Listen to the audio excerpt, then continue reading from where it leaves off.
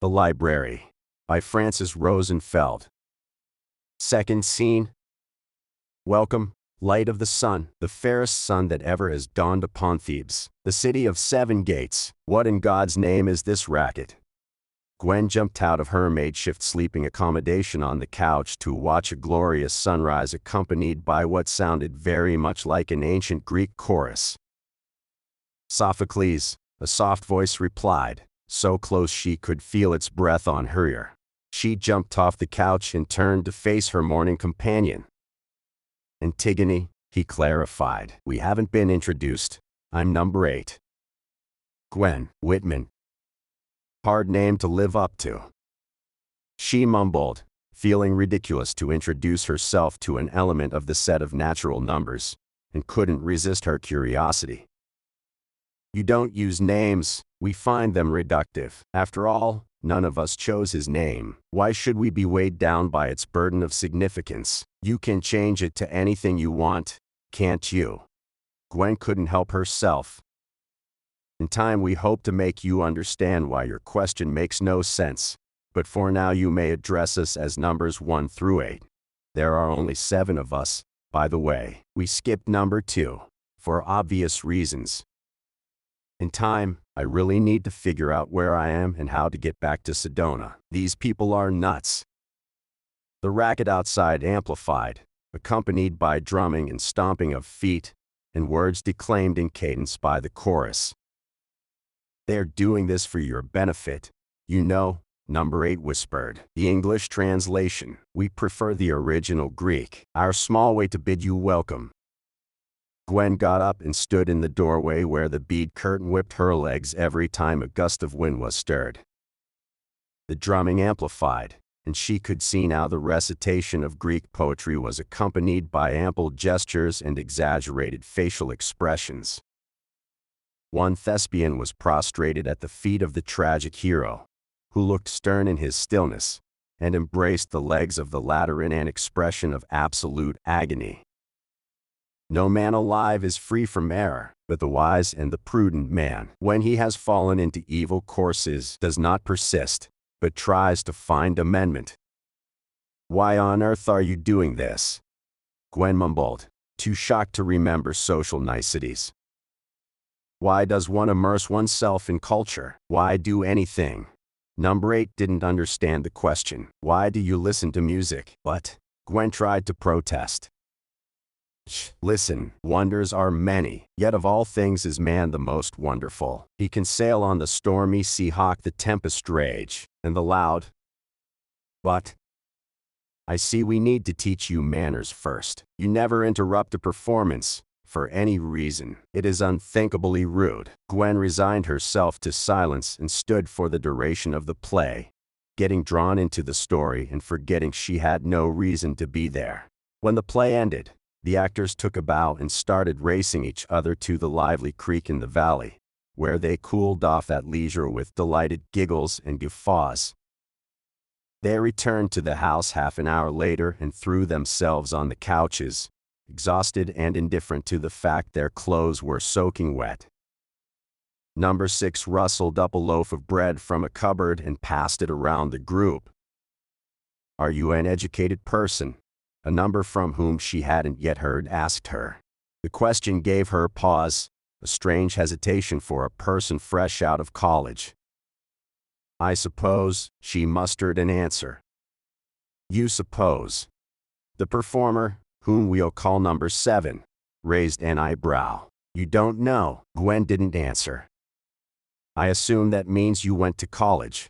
Number 7 extrapolated. Probably a good one, as colleges go. Otherwise you'd have answered yes. What did you study? Literature.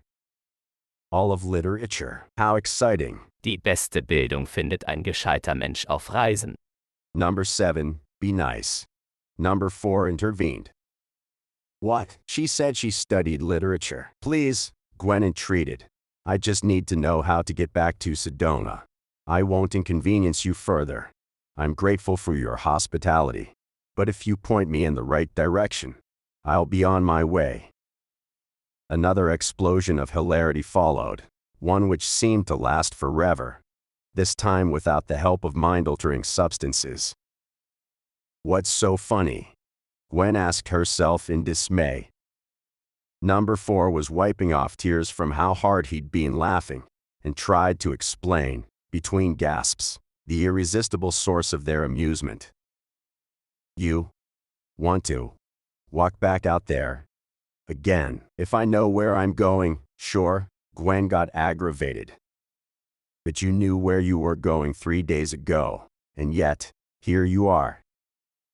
That's because I got lost, but you're different now. Yes, I'm not sure I understand. Forgive me if I'm wrong, but unless you learn how to read a star map between last week and now, it seems to me you're in exactly the same position. Furthermore, none of us knows where this place is, which might make your proposition challenging. What do you mean? You don't know? Surely you must remember how you got here. So do you. That doesn't mean you have any idea how to return to where you came from. But that's because I got distracted. I didn't know the surroundings. If I know I need to pay attention and follow a map. Gwen started to panic. You're wasting your time. Number 4, another number said. We can run circles around this for hours. I'm going for a walk. Anybody need anything? Can you get us some brew? So you don't know where you are? Don't mind if I tag along to that gas station/rest area you'll be getting your brew from.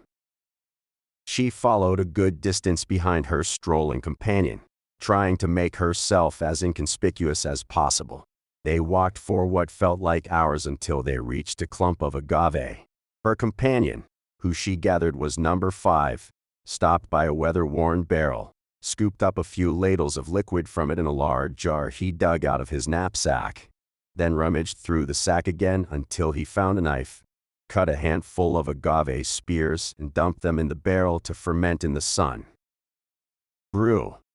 He turned to Gwen, whose existence had suddenly turned so surreal she forgot to question why any rational person would drink tequila in the desert, hours away from human habitation, and risk getting dehydrated and lost. A horrible thought filled her with dread. What if they couldn't find their way back to the house again? What on earth was she thinking, following a complete stranger into the desert on a whim? She didn't have any justification for her spur-of-the-moment decision, not one that placed her emotional development above the level of a kindergartner. There might be hope for you after all, no substitute for experience. Number 5 commented morose, without looking at her. Lucky for you, I'm smart enough to find my place, see. He pointed to a mesa nearby, on which she could make out the outlines of the house. How is that possible? We walked for hours, in a straight line, and that's precisely why the expectation you can find your way back to Sedona on foot is idiotic.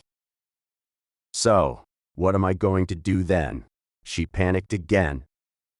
Why are you asking me? You're a grown woman. Just don't step on the gravel.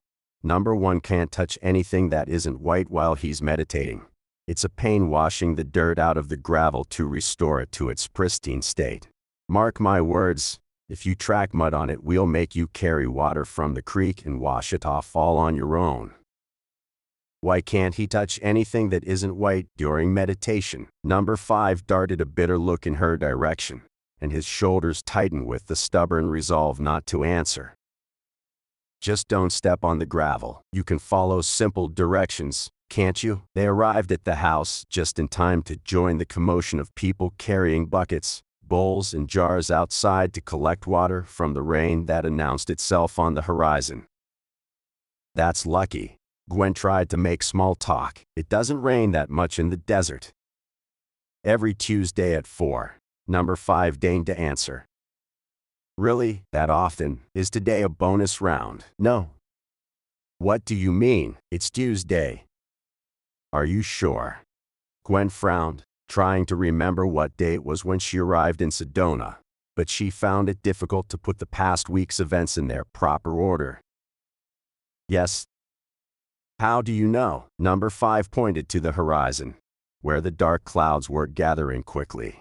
Because it's raining. Things made no sense. not if one was using one's brain at all. She jumped at the obvious question.